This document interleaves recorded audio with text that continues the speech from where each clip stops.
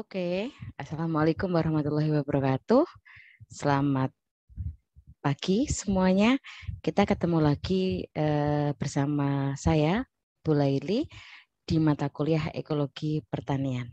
Oke, untuk pertemuan yang kelima ini, kita akan mempelajari tentang faktor-faktor pembatas dalam ekosistem pertanian. Apa sih faktor-faktor pembatas? Faktor-faktor pembatas itu bisa juga diartikan sebagai faktor-faktor yang dapat membatasi suatu ekosistem pertanian. Apakah ekosistem pertanian itu dapat berjalan atau dapat berlangsung secara optimal atau tidak. Jadi intinya keberadaan faktor-faktor pembatas dalam ekosistem pertanian tentu akan berpengaruh terhadap semua sistem yang berada pada ekosistem pertanian tersebut. Gitu. Lalu mari kita lihat apa saja faktor-faktor pembatas dalam ekosistem pertanian. Faktor yang mempengaruhi ekosistem pertanian itu pada dasarnya sangat beragam. Akan tetapi secara umum hal yang paling berpengaruh terhadap ekosistem pertanian itu ada 3. Apa saja? Yang pertama adalah pengaruh praktek atau perlakuan budidaya. Bagaimana praktek atau perlakuan budidaya ini dapat berpengaruh terhadap ekosistem pertanian? Karena dalam budidaya itu petani melakukan hal apa, kemudian memberi input apa ke lahan, kemudian menggunakan sistem apa, bagaimana caranya, bagaimana dia mengolah tanah, bagaimana dia melakukan penanaman, itu semuanya dianggap menjadi faktor yang penting yang berpengaruh terhadap ekosistem pertanian. Betul enggak? Coba kita renungi bersama. Misalnya seperti ini. Misal ada petani yang dalam setahun penuh mereka mengeksploitasi lahan dengan luar biasa. Kemudian yang kedua adalah pengaruh kondisi alam. Faktor ini tidak bisa dengan mudah dikendalikan oleh manusia karena apa yang mempengaruhi ekosistem pertanian bisa jadi adalah karena sebabnya adalah karena pengaruh kondisi alami gitu. Kemudian yang terakhir adalah pengaruh dari kegiatan manusia itu sendiri. Kegiatan manusia bisa secara langsung maupun tidak langsung berpengaruh terhadap suatu ekosistem pertanian. Misalnya apa? Pengaruh langsung, misalnya ketika suatu ekosistem pertanian berdekatan dengan lingkungan permukiman misalnya, bisa jadi manusia akan membuang limbah atau kotoran yang dihasilkan dari rumah tangga mereka ke lingkungan termasuk ke ekosistem pertanian, dan itu tentu akan berpengaruh secara langsung terhadap ekosistem pertanian gitu. Kalau pengaruhnya secara tidak langsung, contohnya adalah ketika misalnya aktivitas manusia sebagian besar menggunakan bahan bakar fosil gitu untuk mendukung aktivitas mereka. Namun apa yang dilakukan manusia dengan membakar bahan bakar fosil ini akan menyebabkan meningkatnya kandungan karbon di atmosfer, dan ini menyebabkan efek rumah kaca yang dampak selanjutnya adalah akan meningkatkan suhu rata-rata di bumi atau yang sering dikenal dengan global warming. Nah, kondisi tersebut tentu juga jika terjadi dalam kurun waktu yang lama akan menyebabkan perubahan iklim, dan perubahan iklim ini akan sangat berpengaruh terhadap ekosistem pertanian. Misalnya yang dulunya musim hujan dan kemarau itu selalu datang tepat waktu, tapi karena adanya perubahan iklim, petani sudah tidak bisa lagi memprediksi musim tanam. Dari ketiga pengaruh itu, yang relatif dapat dikendalikan atau ditangani oleh seorang ahli pertanian adalah di praktek dan perlakuan budidaya atau di poin yang pertama tadi. Sedangkan untuk menetralkan kondisi alam sebenarnya bisa dilakukan, tetapi kemampuan manusia untuk menetralkan kondisi alam itu sangat terbatas, ya kan? Karena apa? Karena seringkali kita kondisi alam, misalnya bencana alam gitu, manusia tidak bisa memprediksi gitu, kapan terjadinya, besarnya seberapa, sampai berapa lama itu akan sulit dikendalikan. Kemudian pengaruh kegiatan manusia,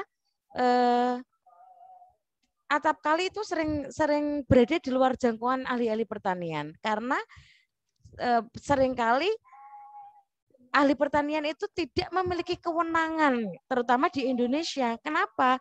Karena kepakaran ahli pertanian di Indonesia jarang digunakan sebagai landasan penentuan untuk kebijakan dan pengambilan keputusan.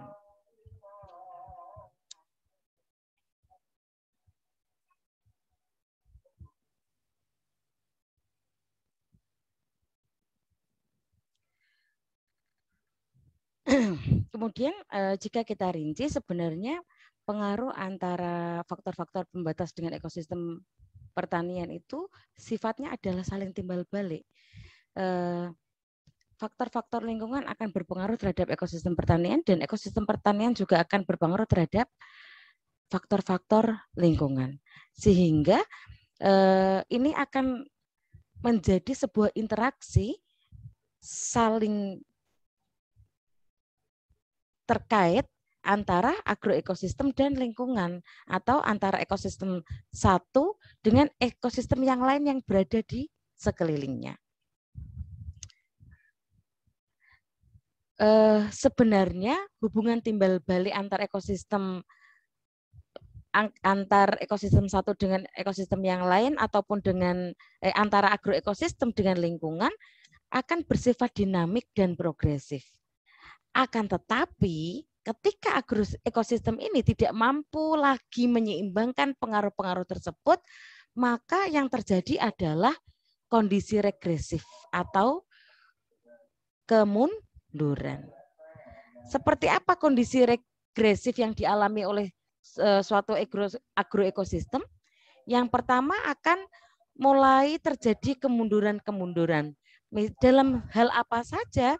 Yang pertama kemunduran dalam kualitas produk yang ditanam dalam ekosistem pertanian. Selain kualitas apalagi kuantitas. Jadi ekosistem pertanian tidak dapat menghasilkan produk yang jumlahnya sebanyak sebelum mengalami kemunduran gitu. Kualitasnya gimana? Sama, kualitasnya juga tidak sebagus waktu sebelum mengalami regresif atau kemunduran. Kemudian yang kedua, impact-nya adalah ekosistem pertanian tidak lagi menjadi produktif. Yang ketiga, jika hal ini terus-menerus terjadi, maka akan terjadi dinamika yang arahnya pada degradasi ekosistem atau penurunan kualitas ekosistem. Kenapa? Karena ekosistem sudah tidak lagi mampu untuk mensupport gitu.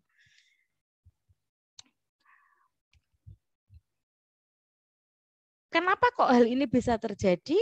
Yang pertama adalah karena tidak terkendalinya faktor pengaruh dari kegiatan manusia. Termasuk tadi yang disampaikan Bu Leli di awal, pemakaian bahan bakar fosil yang nanti ujung-ujungnya adalah terkait dengan perubahan iklim. Gitu. Itu sangat sulit sekali untuk dikendalikan. Gitu. Yang kedua bisa juga karena kondisi alam yang ekstrim. Misalnya apa? Bencana alam, kondisi cuaca yang kondisi kekeringan yang berkepanjangan atau hujan terus-menerus dan lain sebagainya.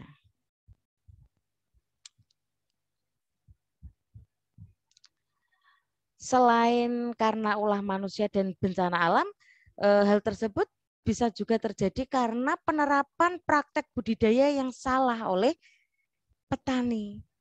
Misalnya tidak mempedulikan aspek keberlanjutan, tidak memenuhi hak-hak lingkungan, tidak memberikan jeda istirahat kepada lahan, lahan dieksploitasi secara terus-menerus, diberikan input pestisida atau bahan anorganik yang terlalu banyak, kemudian tidak melakukan pergiliran tanaman dan sebagainya.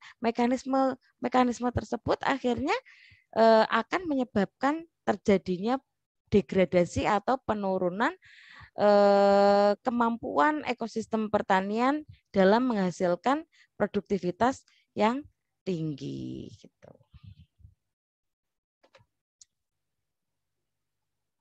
Ini suatu agroekosistem ini akan dipengaruhi oleh 3 faktor: kondisi alami, praktek budidaya pertanian, dan kegiatan manusia seperti yang boleh dijelaskan tadi.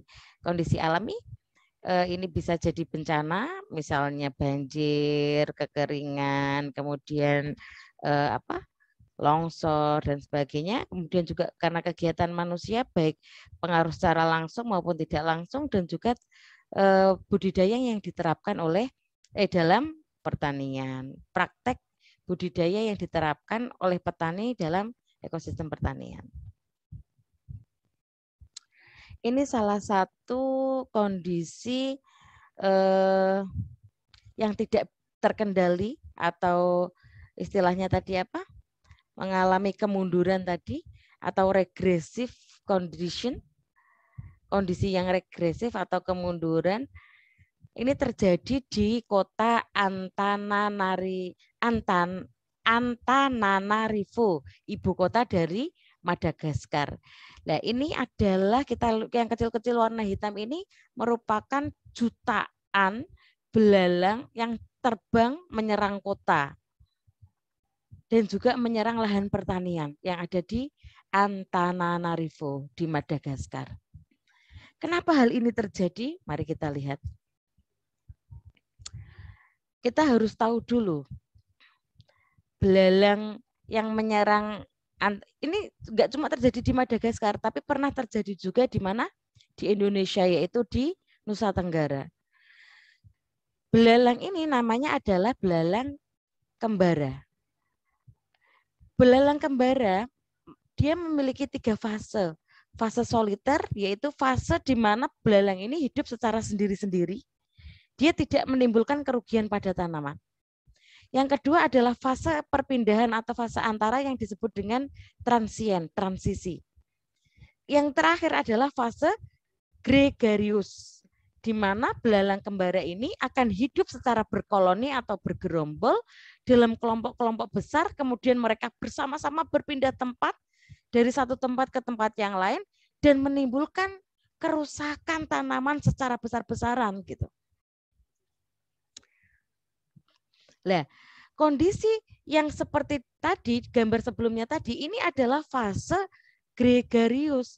Fase gregarius itu apa? Kondisi di mana mereka itu tinggalnya bareng-bareng dalam koloni yang banyak, terus pindah-pindah bareng-bareng sambil cari makan bareng-bareng, sampai semua tanaman yang dilewati akhirnya habis gitu. Terus apa yang menyebabkan fase soliter ini tiba-tiba berubah dari soliter ke gregarius? Ternyata ini dipengaruhi oleh kondisi iklim. Kok bisa gitu? Kalau kondisi iklim berarti apa yang menyebabkan? Bisa jadi adalah pengaruh aktivitas manusia yang menyebabkan terjadinya global warming atau perubahan iklim. Sampai berapa Bu si koloninya bisa belalang kembara ini dalam setiap hektar itu ada 2.000 ekor. Luar biasa banyaknya. Nah, bagaimana ledakan hama belalang ini bisa terjadi? Ini gambarnya ya. Ini fase soliter. Biasanya belalangnya ada kayak punuknya gini. Kalau fase gregarius punuknya hilang. Bagaimana proses ledakan hama kembara ini bisa terjadi? Belalang kembara fase gregarius aktif terbang pada siang hari dalam kelompok besar. Jadi pada saat siang mereka terbang bareng-bareng, hus gitu kan. Pada senja, kelompok belalang hinggap di suatu lokasi, biasanya untuk bertelur di lahan-lahan kosong, berpasir. Kemudian dia di sana juga akan makan tanaman yang dihinggapi dia. Terus melakukan kawin. Siang jalan-jalan bareng-bareng, rame-rame. Terus senjanya dia bermalam di tumbuhan yang ditemui. Terus melakukan kawin sambil makan tanaman yang ditempeli. Terus pagi harinya mereka kemudian terbang lagi, berputar-putar untuk mencari lokasi baru. Nah, dalam proses tersebut biasanya si tanaman yang dihinggapi itu akan dimakan sampai habis. Lalu nimfanya kemudian akan berpindah dengan berjalan secara berkelompok dan memakan semua tanaman yang dilewati oleh belalang kembara.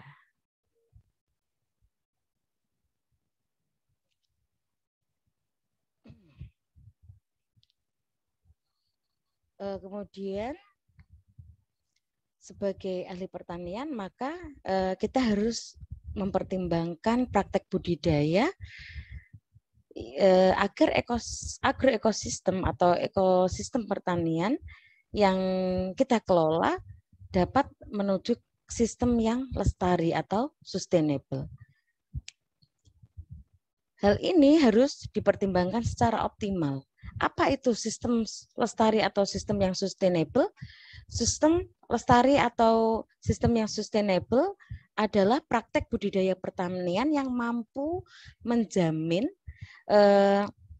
bahwa kualitas dan kuantitas produk pertanian yang dihasilkan dari ekosistem pertanian saat ini itu dapat dipertahankan dan dapat dinikmati juga oleh generasi yang akan datang, oleh anak cucu kita.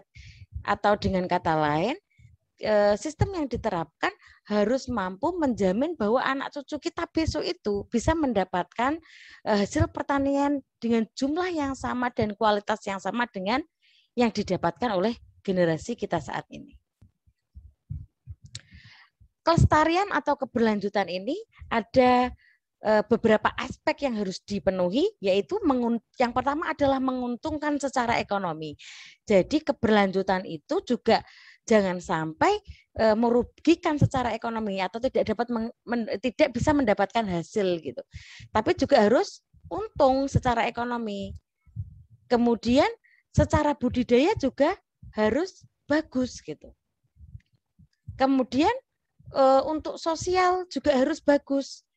Kemudian untuk lingkungan juga harus bagus. Jangan sampai kita mengeksploitasi lahan biar mendapatkan hasil sebesar-besarnya hanya saat ini saja, tapi setelah itu lahannya menjadi rusak. Kita harus bisa menjamin semua itu gitu. Secara ekonomi menguntungkan, secara sosial dan budaya juga menguntungkan, secara lingkungan juga tidak merugikan, dan secara hukum serta politik juga sesuai gitu. Itu yang harus aspek-aspek yang harus dipenuhi dalam penyelenggaraan pertanian yang sustainable atau lestari atau berkelanjutan. Pengaruh praktek dan perlakuan budidaya. Praktek budidaya itu merupakan tindakan yang langsung diterapkan pada lahan pertanian maupun pada tumbuhan dan juga tanaman yang berada di lahan. Itu namanya praktek budidaya atau perlakuan budidaya. Lah pengaruhnya apa terhadap ekosistem pertanian? Tentu sangat besar. Apa yang di input atau masukan yang diberikan tidak memberikan keuntungan ekonomi sama sekali, tapi akan membawa kemunduran dan degradasi pada lahan maupun lingkungan. Sehingga dalam jangka panjang kerugian yang diderita amat menyeluruh. Dan pada jangka pendeknya sebenarnya keuntungan yang diperoleh pun tidak sebanding dengan usaha yang dilakukan. Maksudnya gimana? Maksudnya jika kita melakukan praktek atau perlakuan budidaya yang salah penerapan, maka misalnya apa? Memberikan pestisida, kemudian memberikan pupuk anorganik ke lahan secara berlebihan, maka itu akan menjadi merugikan untuk lahan. Iya, memang pada saat tertentu itu akan menguntungkan, tapi setelahnya apa yang terjadi? Lahan akan menjadi rusak. Kalau sudah lahannya rusak, apakah bisa mendukung kehidupan tanaman yang ada di atasnya? Tentu tidak. Dan setelah itu apa yang terjadi? Kemunduran dan degradasi lahan. Dalam jangka panjang, tentu apa? Kerugian. Jangka pendek, mungkin terlihat menguntungkan, tapi yang apakah keuntungan yang didapat ini setara atau sebanding dengan kerusakan lahan yang diakibatkan? Tentu tidak. Itu hanya semu atau fana. Jika usaha pertanian sudah bergerak dari subsisten itu apa? Kondisi yang sudah tidak menguntungkan lagi. Ke sifat usaha ekonomi. Ekonomi berarti dia dijalankan hanya untuk mencari keuntungan saja. Fokusnya hanya ke keuntungan tanpa mempedulikan kondisi lingkungan. Maka praktek budidaya ditingkatkan untuk memperoleh tidak hanya kualitas dan kuantitas produksi, namun juga nilai dan nilai tambah hasil atau produk. Nah, baiknya ketika agroekosistem ini praktek budidayanya agar dapat menjadi usaha yang lestari atau berkelanjutan, maka harus ditingkatkan ke taraf mana? Tidak hanya tentang kualitas dan kuantitas produksi, tapi juga dengan value atau nilai tambah dari produk pertanian. Sehingga fokusnya tidak eksploitasi lahan. Kenapa? Karena ketika nilai tambah hasil atau produk pertanian ini meningkat, maka akan ada nilai ekonomi tambahan yang dihasilkan dari suatu hasil produksi pertanian. Tidak hanya berhitung jumlahnya banyak, jumlah produksinya banyak, tapi dengan jumlah yang segitu bisa meningkatkan nilai ekonominya. Caranya gimana? Dengan meningkatkan added value atau nilai tambah dari produk.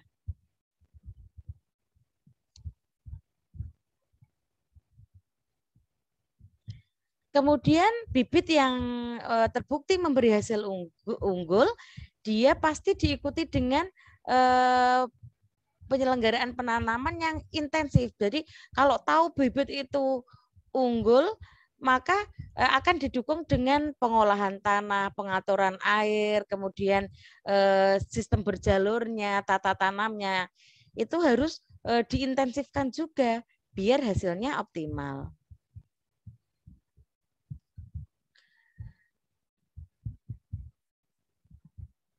Tujuan upaya tersebut terutama adalah agar diperoleh produksi yang memuaskan. Pada usaha tani ekonomi, kata memuaskan ini diwujudkan secara lebih nyata dalam bentuk produk yang unggul sehingga dia memiliki nilai ekonomi yang tinggi. Dengan kata lain, nilai jualnya akan lebih mahal gitu. Kemudian usaha tidak langsungnya adalah dengan meningkatkan potensi media penanaman, efisiensi lahan, juga pengaturan irigasi dan upaya-upaya yang lain. Kemudian yang langsung misalnya adalah dengan memilih jenis yang memang menurut pengalaman menghasilkan banyak secara kuantitatif dan juga secara kualitas, bulirnya besar, kemudian enak rasanya, atau alasan-alasan yang berkaitan dengan sifat-sifat unggul yang lain. Kemudian menjaga agar gangguan jasad pengganggu tidak akan berdampak terhadap kuantitas atau jumlah dari produk pertanian, serta juga tidak mengganggu penampilan dari produk. Misalnya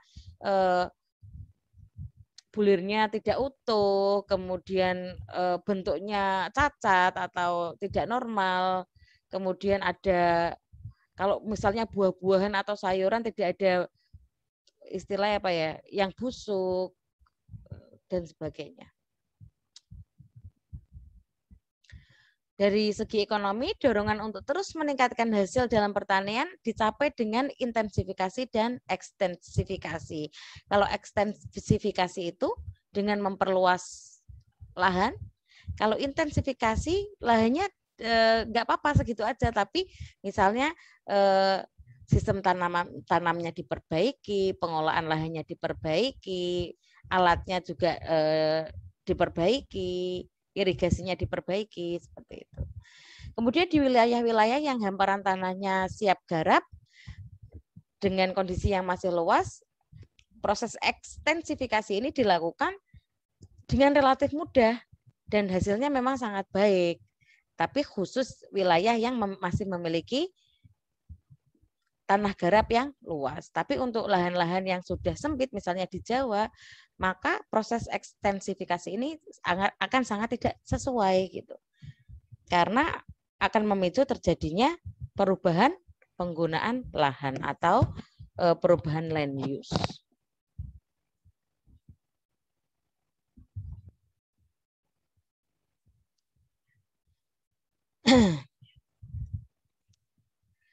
Jika ada di suatu daerah ternyata tanah subur, luasnya itu terbatas, atau karena terbatas aspek kondisi sosial, misalnya sudah banyak perumahan penduduknya, maka ekstensifikasi ini dapat dilakukan melebar ke wilayah-wilayah yang tidak boleh dijamah. Bukan dapat dilakukan ya, dikhawatirkan akan melebar ke wilayah-wilayah yang tidak boleh dijamah. Misalnya di lereng pegunungan, padahal ini kan tidak boleh ditanami karena akan rawan longsor. Kemudian di wilayah penyangga air. Kenapa wilayah penyangga air ini tidak boleh diubah jadi pertanian? Karena wilayah penyangga air ini seharusnya ditanami pohon yang fungsinya adalah untuk mengkonserv atau menjaga air tanah biar meresap dengan baik ke tanah dan dijaga biar ketika musim kemarau tidak terjadi kekeringan. Kemudian wilayah dengan suksesi lambat ini juga akan berbahaya karena apa? Karena ketika diubah menjadi lahan pertanian maka akan menghambat proses suksesi. Di cagar alam ini juga tidak boleh karena apa? Cagar alam fungsinya itu untuk melindungi hewan dan tumbuhan yang ada di kawasan tersebut. Juga termasuk di dalamnya adalah kawasan hutan lindung. Ini tidak boleh juga untuk dijadikan lahan pertanian. Untuk tanah-tanah yang luasnya terbatas, peningkatan seharusnya lebih tepat jika dilakukan dengan proses intensifikasi. Nggak usah memperluas lahannya, tapi dengan memperbaiki praktek dan perlakuan budidaya. Termasuk perbaikan sarana produksi. Kemudian dorongan untuk memperoleh laba yang sebanyak-banyaknya pada suatu luasan hamparan yang makin lama makin sempit sebetulnya malah akan menggiring ke kondisi yang merugikan pada petani gitu. Dan ini lama-kelamaan akan menjadi seperti lingkaran setan yang sebenarnya itu petani sadar itu akan merugikan, tapi dia nggak bisa lepas dari lingkaran setan itu dan terus dilakukan karena terpaksa. Gitu. Oke?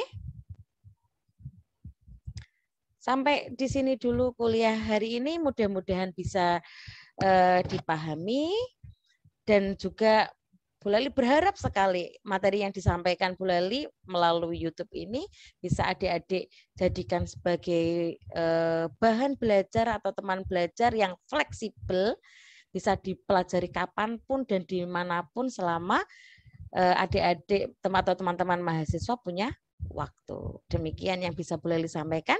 Jika ada salah pengucapan dari Bu Leli minta maaf yang sebesar-besarnya. Bu Leli akhiri kuliah hari ini. Wassalamualaikum warahmatullahi wabarakatuh.